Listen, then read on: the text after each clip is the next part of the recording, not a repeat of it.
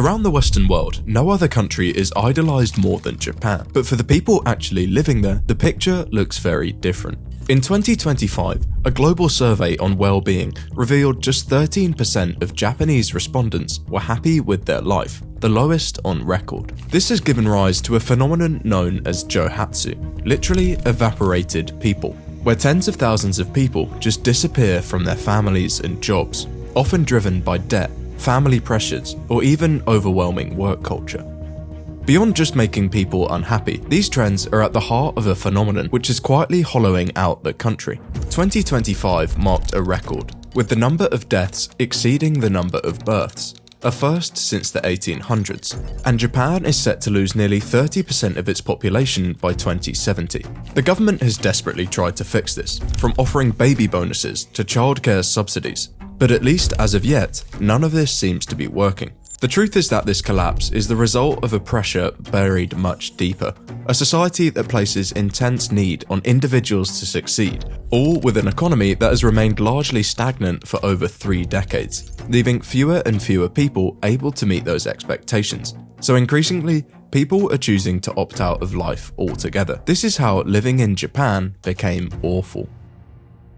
Looking at Japan today, and you wouldn't be mistaken for assuming that it was one of the most advanced societies in the world, at least on the surface. It's a country of hyper-efficient cities, world-leading rail infrastructure, and robots that now quietly handle work that humans once did. At the same time, it's a society which was remarkably disjointed. Over 38% of households are made up of just a single person, making Japan one of the most isolated countries in the world. Things have become so severe that in 2021, the government went as far as creating an entire ministry dedicated to tackling loneliness and social isolation. Many Western observers put this simply down to the philosophy of Confucianism, a philosophy that places heavy emphasis on respecting authority and maintaining harmony, often at the expense of emotional openness. Over time, that can create strong pressure to conform and keep personal struggles private, leading to an increasingly isolated society. But while it would be easy to point to deep-rooted cultural values alone, the truth is that there's actually a lot more going on here.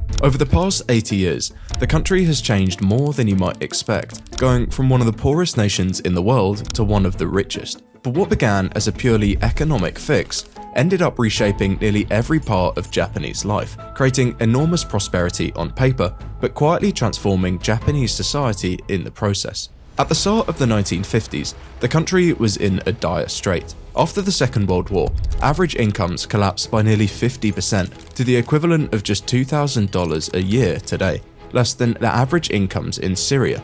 But rather than locking the country into permanent decline, this collapse ended up setting the stage for one of the most remarkable economic transformations in history. Between the early 1950s and the early 1990s, average incomes exploded, growing by more than 10 times. That came hand in hand with a radical political transformation. In the space of a single generation, Japan moved away from an authoritarian wartime state, where people were frequently arrested for simply criticizing the government, to effectively a modern liberal democracy.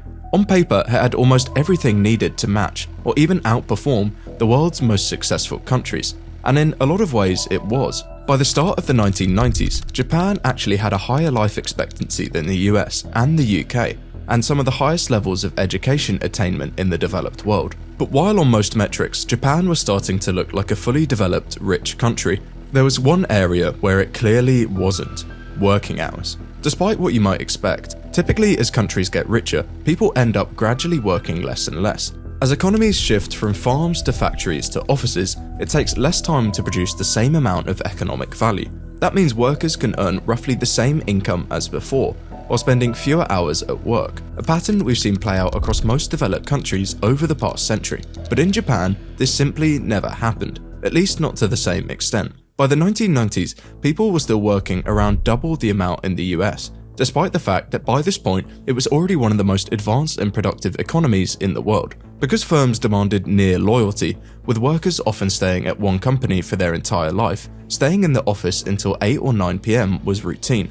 even when there wasn't actually any work to do. That culture gave rise to a phenomenon known as karoshi, literally death from overwork. By the late 80s and 1990s, the Japanese government was officially recognizing cases of fatal heart attacks, strokes, and suicides caused by excessive working hours, with thousands of compensation claims being filed each year. But more than just creating a few tragic edge cases, such an intense work culture ended up fundamentally reshaping how Japanese society functioned. So much time was required to be spent at work that people increasingly began to sacrifice friendships and even relationships for it. Since the start of the country's economic boom, marriage rates have rapidly declined, falling by over 50% in just a couple of generations. Today, over 38% of households now consist of a single person, and surveys consistently find Japan ranking near the top for reported social isolation. As early as the 1980s, the government demographic surveys and population white papers were already warning about falling marriage rates and a growing share of people delaying or avoiding marriage altogether. But the thing is, at the time, most people thought that these problems were just transitional. As the country grew richer and wages rose, people would eventually start working less, leaving more time for life outside of work. But then, in another twist that nobody really could have predicted, the opportunity for that adjustment vanished almost overnight. On October 20th, 1987, in the wake of the global Black Monday crash, Japan's stock market fell by nearly 15% in a single day, the largest one-day decline in history. Over the next few days, the Nikkei would continue to slide, eventually losing around 60% of its value from its peak, a collapse more than twice as severe as the US stock market's loss after the 2008 financial crash. It was the worst economic shock Japan had seen in generations, and one the government quickly discovered it had little ability to reverse. The boom of the previous decade had pulled in huge volumes of foreign capital, pushing asset prices to extreme levels. By the late 1980s, the land beneath Tokyo's Imperial Palace was famously estimated to be worth more than all the real estate in California combined. Asset prices were no longer tied to rents or profits, but to the assumption that someone else would always pay more. Realizing the danger, the central bank finally stepped in, raising interest rates in an attempt to slow borrowing and cool the markets. But by that point, the economy was extremely dependent on cheap credit, and when that disappeared, the system quickly fell apart. Within a few years of the interest rate hike, commercial land prices fell by more than 80%, dragging the wider economy down with them. Of course, a financial crisis driven by investors getting overexcited about asset prices isn't exactly new, but in the Japanese case, this crash was so disastrous that the country has never really recovered. What followed became known as Japan's lost decades, a period in which the economy was basically stagnant for entire generations. In the decades leading up to the crisis, wages were rising by more than 10% every year, but since then, that rate has slowed closer to 2%. That might not sound like the worst thing in the world. The country by this point was still one of the richest in the world, even if it wasn't experiencing as much economic growth by that point. People still had access to modern healthcare, safe cities, high-quality infrastructure, and living standards that seemed unimaginable just a few generations earlier. But the thing is, the fact that people are better off in absolute terms can be almost irrelevant. What matters just as much, if not more, is whether life feels like it's getting better. Here is a list of countries ranked by how much they expect their life quality to have improved in 5 years' time. Unsurprisingly, the countries with the fastest rates of economic growth, India, Mexico, and Indonesia, all have the highest rates. Intuitively, that makes a lot of sense. When economic growth has been strong in the past, people likely expect it to continue into the future, so they'll expect their lives to continue to improve. But what is a lot more surprising is that the fact that the countries which people expect their lives to improve also tend to be the ones who rate their current life quality the highest. India, Indonesia, and Mexico all come out on top again. That's all despite the fact that average income in all of these countries are less than half of that in Japan or France. The point is, when it comes to how happy people are, whether they believe their lives are going to improve in the future often matters far more than how rich they are today. And for Japan, that's a serious problem. For nearly 3 decades, living standards have been basically flat. So it's not exactly surprising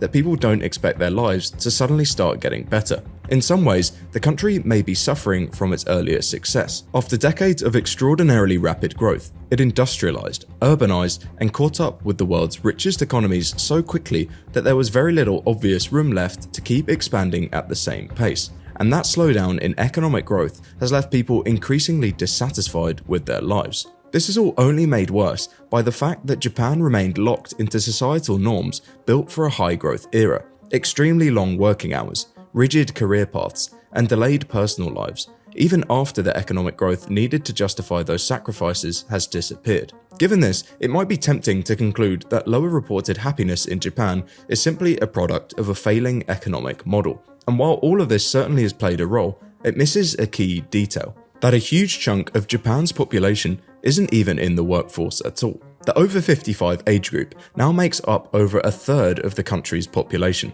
And despite what you might expect, they also happen to be one of the least happy age groups in the country, with self-reported life satisfaction declining steadily from teenage years through to late middle age. This is the complete opposite of what we see happening in the United States, where people tend to become more satisfied with their lives as they get older. At first glance, this seems like a strange contradiction. Japan has one of the best healthcare systems in the world, a relatively generous pension framework, and, of course, old people are largely insulated from the country's intense work culture. On paper, there doesn't seem much to be unhappy about. And to be fair, for about half the population, this picture just about holds true. When looking at happiness ratings of Japanese men over time, we find a similar effect to that in the US. As they get older, they tend to get happier. But when looking at women, the exact opposite happens. As they get older, they tend to become a lot more unsatisfied with their lives, which is why older people on average seem less happy. The reason for this isn't exactly surprising. It has one of the highest gender pay gaps in the developed world, nearly double that of the UK. At the same time, the country consistently ranks near the bottom of rich economies for female representation at the top of companies and political leadership roles. What that means is that in practice, as people move later into their careers, the gap between men and women only grows wider. On top of that, societal expectations around family roles remain heavily gendered. Women are far more likely to take on unpaid caregiving responsibilities, first for children and later for elderly parents or spouses, often stepping back from work entirely as a result. So while it's relatively common for men to continue working into their 60s and even 70s, for many women, that option simply isn't available. All of this creates a society in which aging as a woman is particularly difficult, and this is only becoming more important as the number of older women in Japan continues to rise rapidly. Its average age has risen by nearly a decade since the year 2000, a trend which is only set to continue, and this creates a serious challenge. Sustained economic growth is typically justified on the grounds that it improves living standards, but in Japan's case, rising wealth hasn't done that at all, and despite being one of the most advanced societies in the world, nobody really knows what to do to fix it. What seems to matter far more than economics are the social structures that determine how people experience that prosperity. Rigid work norms, long-standing gender inequality, and heavily prescribed life roles place uneven burdens on different groups, particularly women and the elderly, in ways that compound over time. It's a crucial reminder that becoming rich doesn't automatically translate into a society where people feel their lives are actually getting better. After what we've seen over the past few months with President Trump, Putin, and Xi Jinping, and the escalating trade war around the key components of new global supply chains, I want to share a few insights. We already know the facts. Trump enacted 50% tariffs related to copper. The CCP restricted exports of rare earth minerals in October, and more recently, China announced restrictions on silver, and Russia has watched the Trump administration move aggressively around Venezuela's oil industry. What I want to show you is when it comes to lithium, uranium, and a strategic, rarely talked about mineral I'm featuring for the first time on this channel, China holds enormous leverage over the West. Copper, gold, lithium, uranium, and for the first time molybdenum are 5 key minerals that today's sponsor, Vanguard Mining, ticker symbol UUUFF, on the US exchanges, has direct exposure to across a diversified portfolio in safe, US-friendly jurisdictions. Vanguard Mining is the first sponsor I've ever featured that is this widely diversified across multiple regions and multiple metals. UUFF, available on US exchanges through Interactive Brokers, Schwab, Fidelity, E-Trade, and others. Before I talk you through Vanguard Mining's uranium, lithium, gold, and copper molybdenum projects in Canada, Paraguay, and Argentina, you need to understand the scale of China's dominance. Lithium prices collapsed nearly 90%, bottoming in June 2025, and have already doubled since. The lithium winter is officially over, and China controls roughly 60 to 70% of global lithium chemical processing, giving it enormous leverage through refining, downstream battery scale, and export restrictions on critical processing technology. In copper, UNCTAD reports China imports about 60% of global copper ore and produces over 45% of refined copper. According to Reuters and the International Copper Study Group, China consumes roughly 58% of the world's refined copper, making it the dominant price setter for global electrification. Molybdenum is even more alarming. China controls around 42 to 45% of global production, and in 2025 introduced strict export controls on molybdenum powders and alloys. Following those measures, exports to the West collapsed by over 95% in a single year. This is why Vanguard Mining stands out. Their Brussels Creek project in British Columbia is a gold, copper, palladium exploration asset in the Kamloops mining district. On uranium, energy independence is no longer a talking point, it's national security. Big tech companies like Amazon, Google, and Microsoft are now seeking direct nuclear power deals for 24/7 carbon-free baseload energy, and Vanguard Mining controls over 90,000 hectares in Paraguay's Parana Basin, right next door to Uranium Energy Corp's world-class UT project. In lithium, Vanguard Mining has reclaimed 100% interest in the Politicos 1 lithium salar project in Argentina at no additional cost, offering direct exposure to world-class lithium salars as lithium prices rebound and M&A activity surges. Molybdenum doesn't make the headlines, but it's essential for steel, defense, aerospace, pipelines, and energy infrastructure, and Vanguard Mining's exposure to molybdenum alongside gold, uranium, lithium, and copper make it uniquely positioned. As always, do your own research on this multi-mineral company.